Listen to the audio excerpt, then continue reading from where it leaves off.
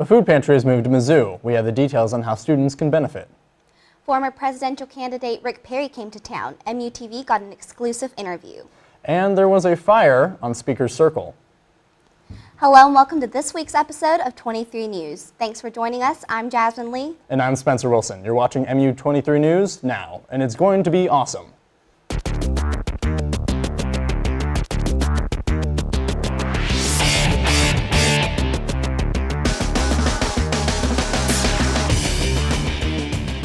Last Wednesday, students gathered to watch the 12th annual Fire Factor presentation put on by the Columbia Fire Department. Jacob Jones has the story. Here at Speaker's Circle, the Columbia Fire Department has come for the past 12 years to demonstrate to MU students the dangers of residential hall fires and the importance of fire safety. At around noon last Wednesday, students gathered to watch the demonstration. Fireman Sean McCullough led his team of local firefighters in showing students just how fast a fire can start. By only lighting a single piece of paper, the smoke alarm sounded in 6 seconds and the entire room went up in flames in under 2 minutes. No accelerants were used. The fire would have burned even faster if enclosed by a fourth wall. In only 1 minute, 39 seconds, the model room was completely destroyed. Survival would have been impossible. Probably the most important thing that we're trying to teach kids today is that you don't have time to mess around. When the fire alarm goes off, you need to respond to it. You need to go outside and do what you're supposed to do. Going back in for books or laptops or homework or teddy bears, that's crazy. It was pretty amazing. They set one trash can on fire, just one piece of paper in a trash can, and ended up setting the entire dorm room on fire. So when I was watching Fire Factor, it was amazing to me that how fast everything went up in flames, and just that we were sitting probably 15 feet away, and still the heat was unbearable. After the demonstrations, students were offered free t-shirts and Shakespeare's Pizza.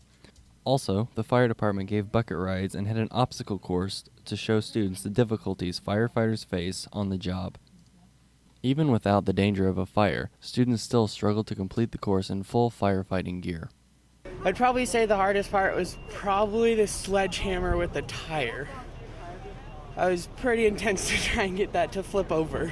It helps me realize what my brother does because my brother's a firefighter for Kansas City, so it's kind of hot now, so I couldn't imagine how hot it would be in a burning building. It's pretty thick.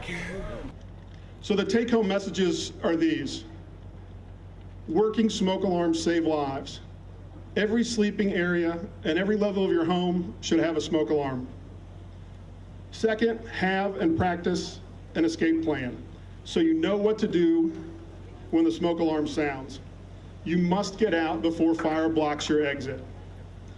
And finally, take all fire and smoke alarms seriously. Get out and stay out. No amount of personal property is worth your life. On September 20th, the University of Missouri Counseling Center hosted a depression screening session throughout campus.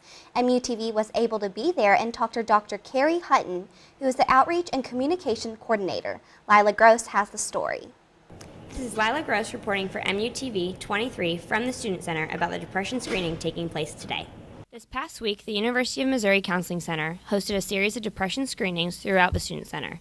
The 5 organizations within the Student Center that participated were the Women's Center, the Multicultural Center, the LGBTQ Resource Center, and the Relationship of Sexual Violence Prevention Center, and the Wellness Resource Center. Students were able to gauge their mental stability based on various computer-generated exams. These exams consisted of questions relating to sleeping, eating, and studying habits, as well as potential emotional distress.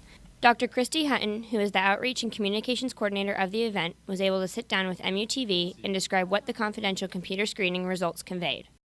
So the results at the end, the computer will tally up the score, and this is a screening tool, not a diagnostic tool. And so it's just going to say, you do have some things that suggest that maybe some counseling or something like that might be useful. Maybe you have depression, maybe you're experiencing anxiety, and then it will give information and resources for where students can go on campus to get more full evaluation and to maybe enter counseling or seek medication services or whatever might be most appropriate. The university offers many options if you do wish to seek help for any condition that you are facing. For MUTV 23, I'm Lila Gross. Students got crafty at Mizzou After Dark's first craft night of the year this past Friday. Stephanie Sierra has the story. I'm Stephanie Sierra here with 23 News at Memorial Union for Mizzou After Dark. I'm here with Blake Sinclair. Blake, what would you say would be your favorite thing about Mizzou After Dark? You know, I'd have to say the diversity that you see at Mizzou After Dark events. You see kids from all walks of life who come here. It's just really great to see a good representation of the entire student body coming to these events. And that's Would you say this is more for kids, or would you say for faculty as well? you know, this is definitely, I think, definitely for the students, by the students, for the students kind of event. So. What are some upcoming events that Mizzou After Dark will have in the next coming months? We have our international night coming up pretty soon. We also have spa night where people can come, get a manicure, pedicure, get a haircut. So I know that's always popular, the ladies especially. We learned that Craft Night is one of the many wonderful events Mizzou After Dark hosts each semester. From Craft Night to Spa Night and many others, we know there are many ways to get involved and have fun on campus after hours. As you can see, students are decorating pillowcases and crafting other creative pieces of art. MUTV also interviewed Nisha Buchanan and some of her friends. I'm here with Nisha Buchanan. Nisha, what drew you to come to Arts and Crafts Night tonight? I thought it'd be a great way to spend my Friday night. I was really interested. I think this is fun. Okay, ladies, what's your favorite craft to make? Sunburst mirrors. When we come back, we'll have an exclusive interview with Governor Rick Perry. See you soon.